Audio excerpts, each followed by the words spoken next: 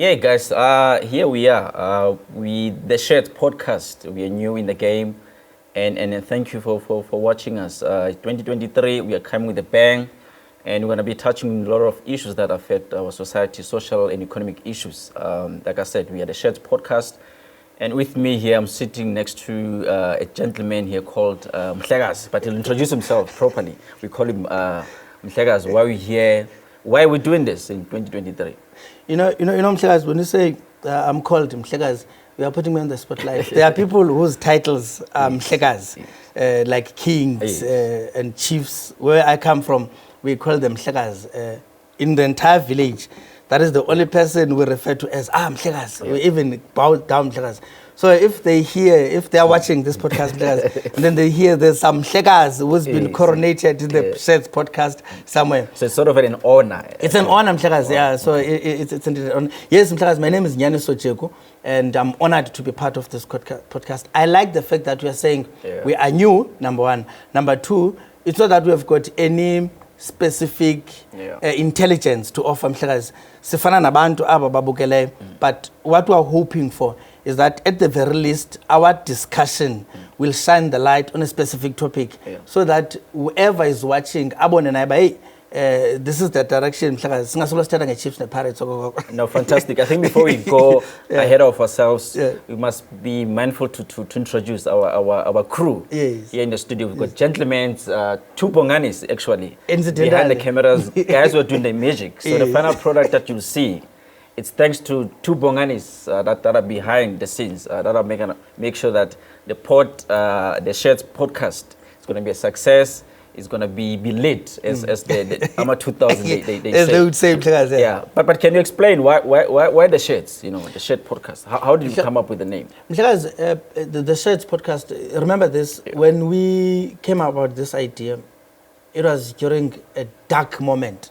Load shedding. Load shedding. Like we're just sitting, no bongani, and sihleli Mhlekazi now. I remember very well, and we're saying, hey, singenza ntoni, and it just, you know, Mhlekazi, it's one of those things that vele it quick. So it's like, what can we do? And we think about, you know what, we need to talk about something. Not true. South Africa is a country where a lot of things are happening. A country where there's just so much. So in that darkest hour, we sort of said, you know what, let's shine the light on all issues that affect us as the citizens, as the people of this country. So like, okay, let's come up with a podcast. Let's have a discussion. Let's talk about issues. Let's contribute to the broader idea of building the country, essentially, because the issues we're talking about are actually there to say, you know what, let's Nansindo. So the Shared Podcast was saying, okay, let's have a podcast which will shine the light on all issues that are affecting the people. And they'll say, okay, what are we calling it? Okay, let's call it the Sheds. Okay, the Sheds, which is taken from shedding the light. So when you shed the light on something, you're basically highlighting it and providing more context, more detail, more information about it. So when we're saying the Sheds Podcast, we want to shed the light in Mhlekazi. So that's what came about Mhlekazi. So I like the fact that it's taking the spin-off from what is supposed to be the darkness, you know, what the term in South Africa that we're accustomed to now, load shedding. But it's putting a spin to say you're shedding light. It's a positive message, you know. Yes, it's moving from the darkest moment to say the darkest hour can be inspirational. Can produce something positive. When you are in the dark, when you are disadvantaged, when you are in the toughest of the moments, you don't have to die there, Mhlekazi. You could have chosen to say it's load shedding, it's the darkest moment, let's just sit and be in the dark. But the most shining part of it, Mhlekazi, came about, and we're hoping that it's going to contribute to the broader, you know, discussion of advancing and moving the country and all of that. So load shedding gave us the light in a way. Fantastic. So the Shared Podcast is here to stay. It's going to be shedding light to all social issues. So today, Mhlekazi, we're going to be discussing a very, very, very, very topic that is close to your heart, I believe, and close to so many hearts of our citizens in South Africa. It affects all of us, parents, it affects the nation because, it's a very, very significant topic. And the topic is the cost of education, primarily the basic education, That's what we're going to be talking about today. And we welcome our viewers to comment, to like, and really to share with us what you think about the topic, the cost of education. So as an intro, we know that any society to prosper, they need a good quality education, and this ties in with our economy, because we need to produce doctors, we need to produce engineers, artisans, teachers, you name it, for us to be able to prosper as a country. And it starts with education. Otherwise, you won't be able to prosper as a country. You won't be able to grow your economy. So here's the topic that we're having today. And January as it is, we know that parents are going to be, panicking, looking for the good schools for their children. So as a starting point, Mhlekazi, why do you think education matters in our country? Mhlekazi, you're saying the role of education in our country. Yes. And I want to take it a step further, Mhlekazi, and say the role of education in the world, the role of education on humankind. I think as human beings, Mhlekazi, we've got to be educated. And education, whether we like it or not, even if we can quit school, even if we can choose not to go to school, education is very important. And it's for this reason that the cost of it becomes the most important thing. It's for this reason that abantu abaninzi find themselves going to great lengths, and I'm sure we will touch on why people go as far as getting a money spent to education. It's because without education, your life does not move favorably. It still moves, but there are contracts, you buy things. Even if if you don't have education, if you don't have a good grasp and understanding of life in general, you won't get as much as you're supposed to get. You'll be robbed of your money. You can be given, let me make it simple, if you don't have education, if you go to shop, something costs 4 rands, and then you give the person 5 rand. If education is not important, when the person don't give you change, you won't ask for it. You won't say, because you don't know that you're supposed to get change. So that's the importance of education in our lives and its role in class. It shapes us, it makes us the people we are today. When we came here, we poured petrol, we caught a taxi. It was a financial exchange. It's based on education. Yes, your knowledge of knowing the world, knowing what cost what is. The fact that I know what's in this coffee, it's because of education. Because I know that there's a measure of some sort, and you get that from being educated. So it starts. It's a knowledge base. It's what gives us a good start, a sort of a head start in life in general. It says this is who we are. This is what we're doing. So when you are properly and sufficiently educated, already we have an edge in life over many other people. Educated people get to be in charge of a lot of things. I mean, if you have money, you go to a lawyer, it's an educated person. You go to an accountant if you have a business, educated person. Go to a doctor if you're sick. So you always need an educated person, and an educated person will always be listened to. If you're educated, I'll listen to. Hey, bafundile aba. Masibamamela babathini. If ufundanga mhlakazi abantu bakujona bathi wena. Not true.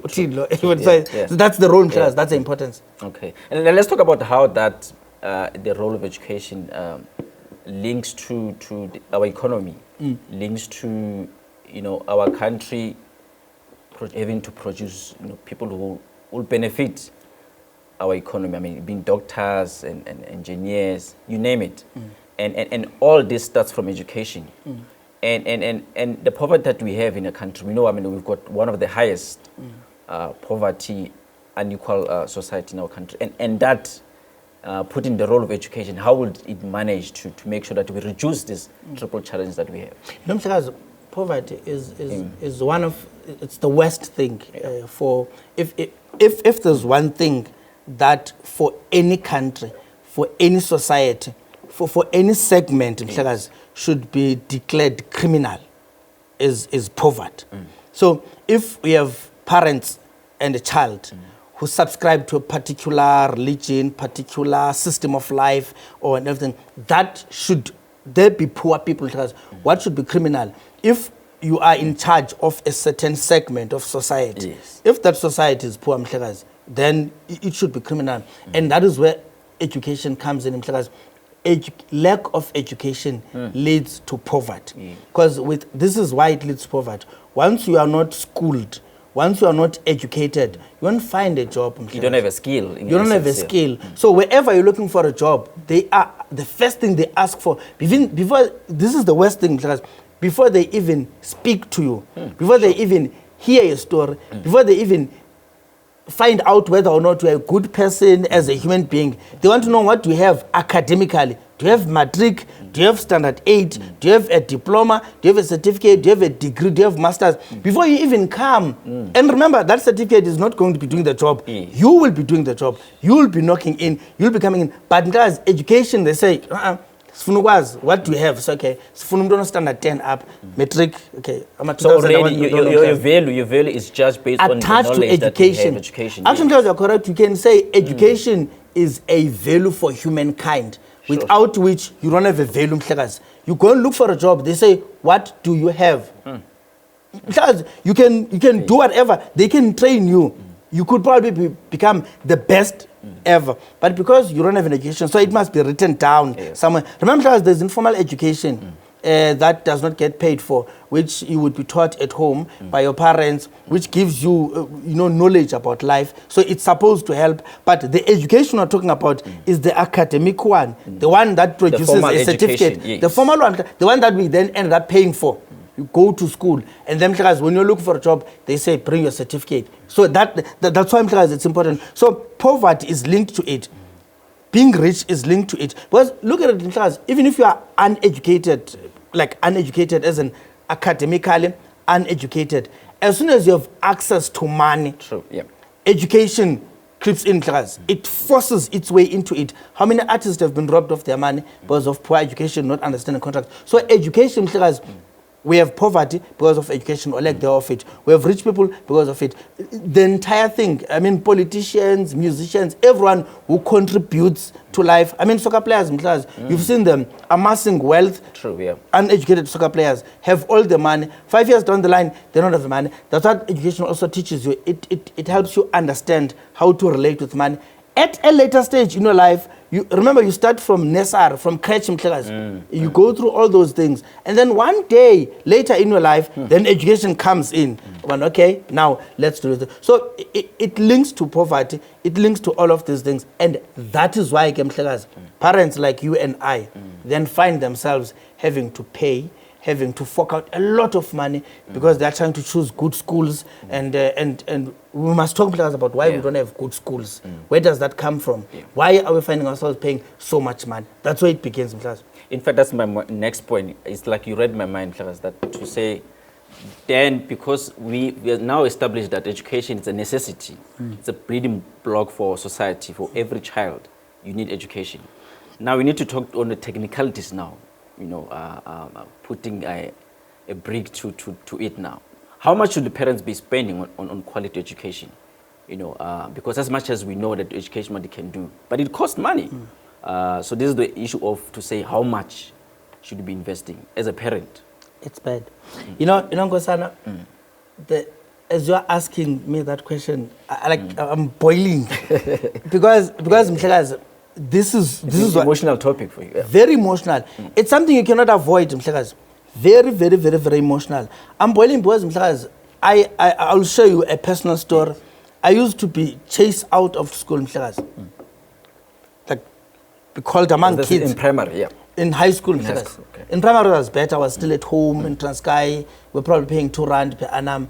Mhlekazi, I used to be chased out. And you know what would be the reason? The reason would be my father would not have had money at that point to pay for my fees. So I'll go to Tata and say, Tata, but go to school and you don't go. I had school fees, but school fees. Then you must start. Can you imagine the emotional, traumatic experience that you go through? So your parents must now look around and it's not because when they're boom, it's because it's not them. So education is a ton issue, but this is where the problem starts.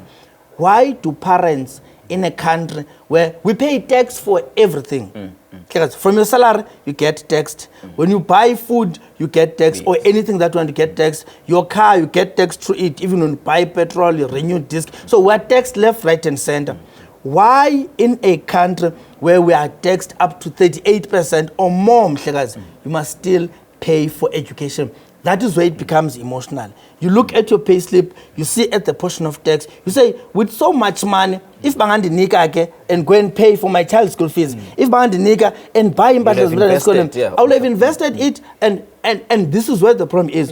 While it costs a lot, like you're talking about the cost, for private education, you've got parents who are paying 10,000 a month, 8,000 a month, 6,000. This is just school fees, not textbooks, not uniform, not money for excursions, not money for golf t-shirt, not money to take the child to school, not money to buy an iPad, just school fees where you pay class. So that's why it becomes a problem. Public school, obviously there are fee-paying schools, there are no fee-paying schools, but this is where it becomes a problem. We pay for education because we pay for what we perceive to be quality education.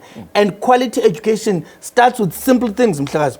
The outlook of the school as you enter, Mhlekazi, the pavement, yes. the environment, the libraries, the computers, the air condition, the number of children in a class, a lot of things. Some schools, as you enter, the gate opens, a boom gate, parents get access cards, Mhlekazi, when you drop your child off. It starts there. So if you go to a school, there is no running water. There is no, meaning the cost of education is linked to infrastructure. Sometimes, we say we are paying for good education. We are actually paying for infrastructure.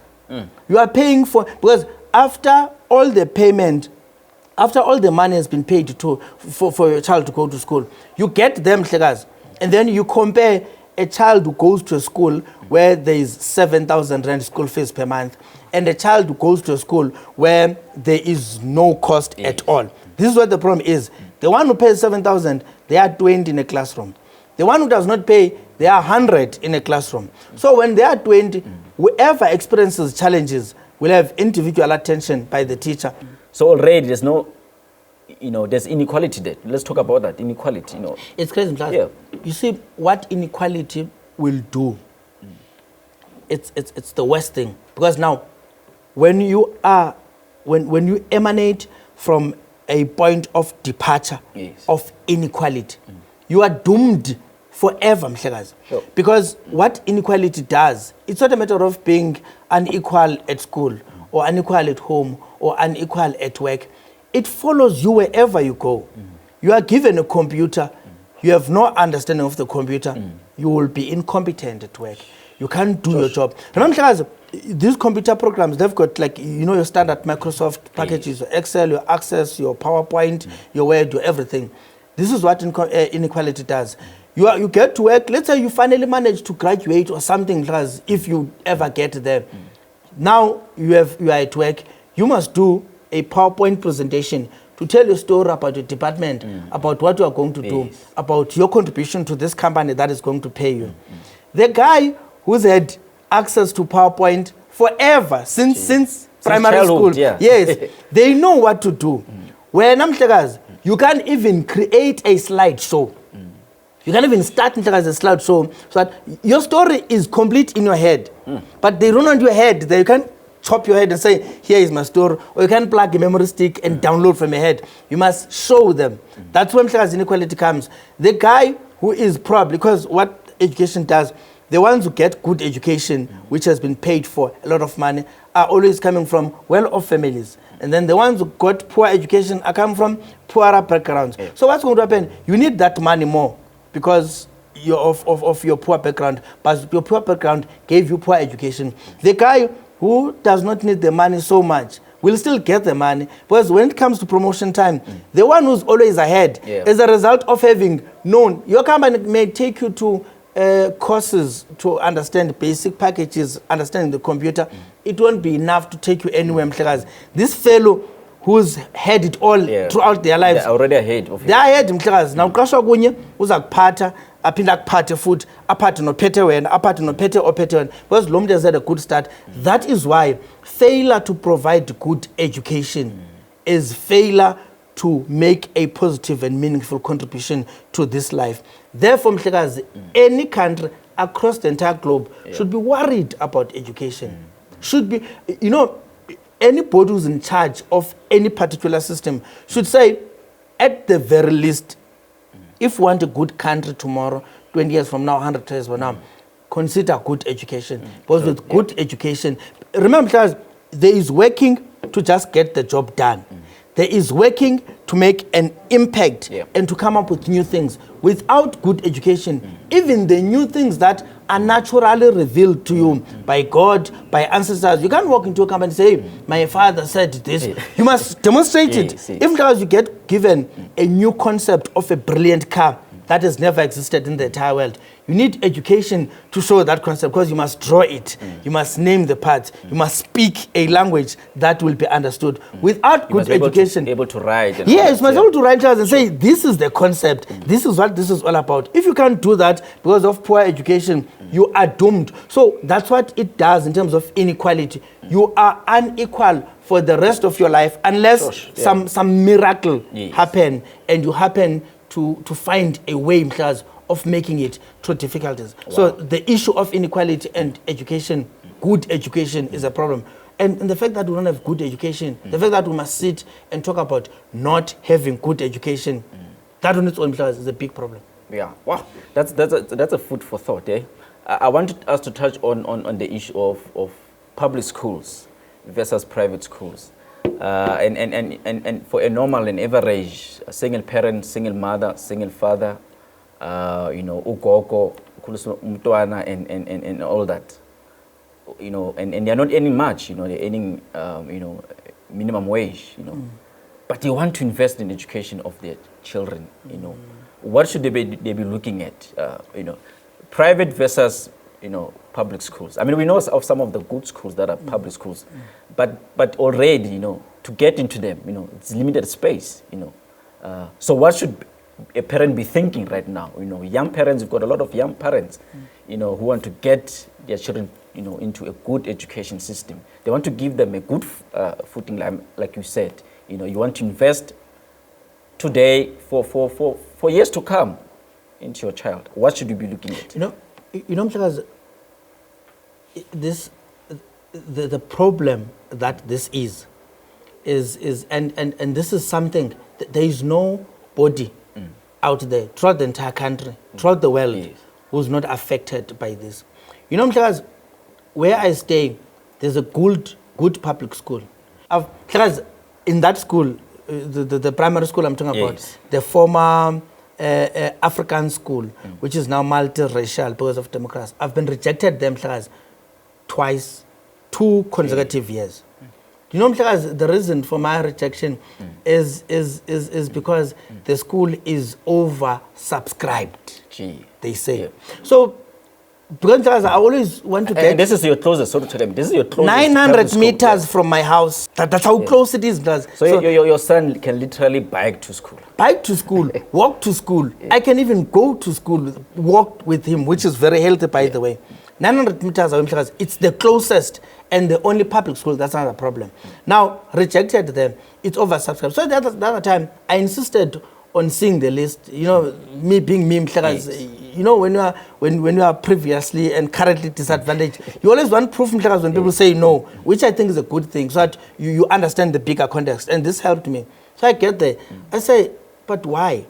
Then the teacher explains, we've got about 4, it was grade 3, the first time I was rejected. Yes. And then we've got 4 of them. So this was 2021, and my child was going to be doing grade 3 in 2022.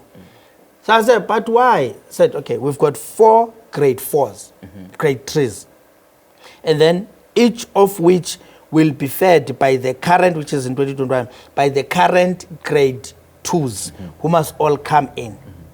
In each of these classes, according to our ratio, we're supposed to have around 30, 35 at the most in each class.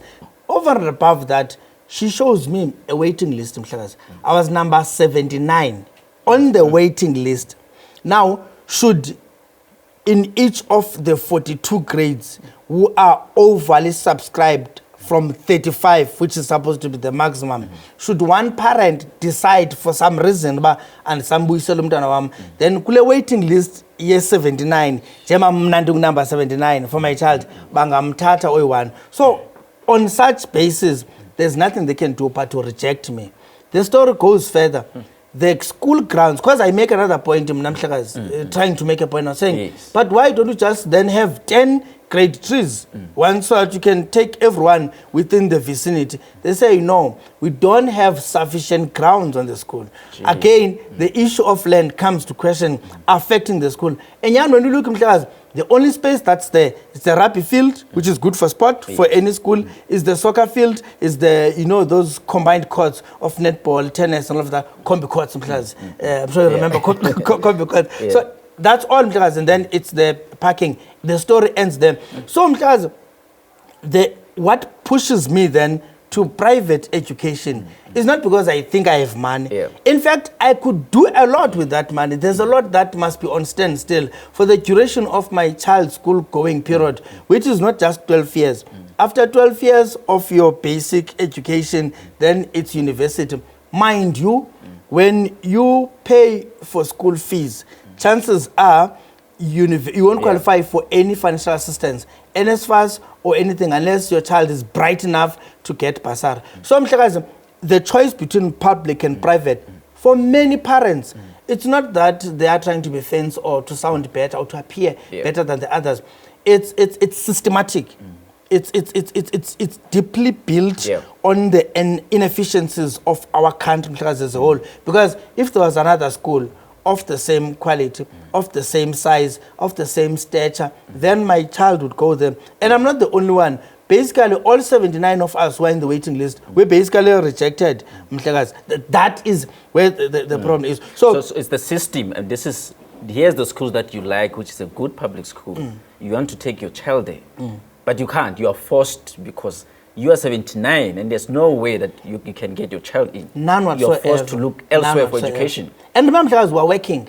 So I'm supposed to be at work from a specific amount of time, a specific hour to another hour. And if there's a lot of work to be done, I'm supposed to push further. And then after that, I go to different things, social things. So you must have a situation where your kid can go to school on their own and come back. Then the story did not end there. It became the worst. I then had to take the child to a school that I had to eventually choose. Now there was a transport involved. Headache of the worst order. Because now the driver is late. Some point I had to turn back going to work to go and fetch the kid because this guy, imoto yake had broken down. So I couldn't stand the situation where I must go back. One day the car came back smelling of petrol. What happened? No, I had bought petrol because I ran out of petrol. Then I put the bottle of the petrol just behind the children. So they must have while playing. So these are the things in class. And remember, this is all just so when I say education is life, so public or private, you are forced by the situation, by the system itself. So parents, because I feel they don't. Yes, there are those who are moneyed, but even the moneyed ones, if we had good, well looked after and prioritized public schooling system, where because in every community of about, where I stay, was checking during elections, there were about 22,000 registered voters. So you can think that there are 50,000 people in that area, meaning in that ward. You have a situation when in a ward there's one school which is supposed to look after 100,000 people. 100,000 families. There's no way. Each family can have 2 children, 4 children, or even 500,000. How? If you look at the population in any environment versus the systems that must feed them, and I hope one day we'll talk about health, talk about all this, but just education. How many public schools? It just makes sense that these schools are there. So what this does, it makes private schooling system thrive. And it's thriving class. It's doing well. When you walk into those private schools, all you see is plush mhlekazi. You see well paved, they've got cleaners, they've got gardeners, they've got security, they've got pavement, they've got flowers, they've got all the things because that's what we're paying for. So when I sit here, I think that I'm paying for a private kid for my school. Yes, partly is that, but a lot of that money goes towards maintaining that school. And that's what I'm paying for. And that's what is not happening in government. Let's talk about randomly the cost that is involved having taken your child to a private school. I mean, you've spoken about over and above just the general school fees, involves school uniforms and stationery, transport as well, the general cost. How much can you, in average, can it cost? A lot. If you're taking your child to a private school, depending on where your child is going, look at it this way. Let's say you've got your school fees, let's say it's 6,000 rands per month, your school fees. That must be paid by the 1st of January. you must pay that. Your stationery, a stationery for grade 3, grade 4 can be around 1,200, 1,300. This stationery excludes textbook for a grade 4 child. Textbooks in total can be around 1,300 as well. So it's 6,000 for the school fees, which is monthly for 12 months. It's 1.2 for stationery, which excludes textbooks. Yeah. It's 1.3 for textbooks. It's uniform, which might be around 2.4, 2.5. Which you have to buy from the school supply. You or buy the from the school supply, not some random guy you know. Yes. The school will tell you where to buy this. Yes. They'll point a shop who probably has won a tender. Yeah. And people who are in charge That's of their that school. school Yeah, that's will tell you that they are against the tendering system. Yet they do that. That's that. And then there is random excursions, outings, taking children. You pay for those class. So in 1 month, in January, you are likely going to part ways with 15,000. And maybe about 3,000 or 5,000 of the 15 is not monthly. So after you've part ways with 15,000 just in January, then you have, let's say you have 6,000 for the school fees. Then transport is also monthly.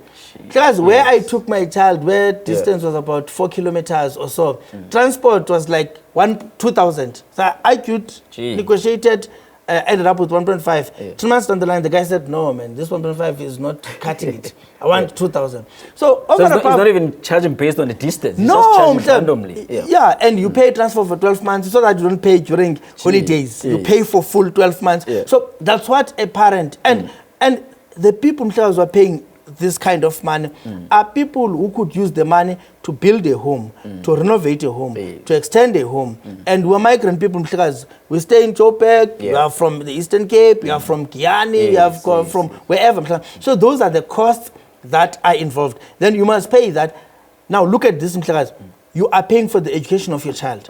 You will pay this money. By the way, it's incremental each year. So if you are paying 6,000 this year, it's not 6,000 the following year. So there are annual increases. I hope the education even quality increases as well. Grades as well. And I don't understand. And you started a NESAR, by the way, where you were paying 3.5 a month and all of that. So it goes and goes and goes and goes and goes. Reach grade 12. You think you will be resting. You are not resting.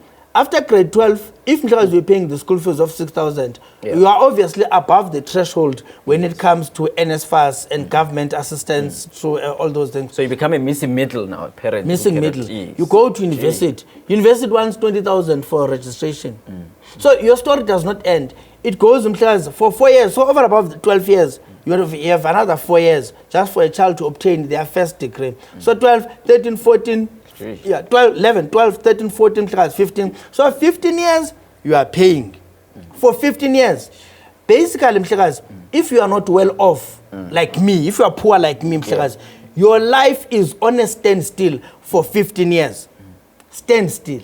15 years. Then after 15 years, you are probably approaching your pension now. Now you have to retire now. Hence, because you see people buying their first PM when they are 16, because the guy has been dreaming of driving a BMW, a Mercedes-Benz forever. You can't afford it. So when you are 60, you're like, let me buy my BMW. This is what it does. So the life we are supposed to live, which includes building a home for this child, doing all the other things that are important. Because over above all of them, you need a home, a warm home, a well-looked after home, a place of comfort for your children, which is what you are supposed as a parent to provide to your kids. So this thing of expensive and the cost of education for our children is a serious issue that needs serious attention, real attention, meaningful attention from parents out there. It's a bad, and I doubt, even our viewers, people are following the Sheds, I doubt people are following the Sheds podcast. There is a single person who is watching who is not affected by this. Nobody can ever come and say, education doesn't affect me. There is no way. As soon as you are born in class, it affects you. Whether you have a child or you don't have a child or whatever, it does affect you directly. It's very bad in class. Well, folks, that was the first ever podcast, the Shared podcast, tackling the issue of the education, the importance of education in our country. So this will be the first one, and we hope that you enjoy this podcast.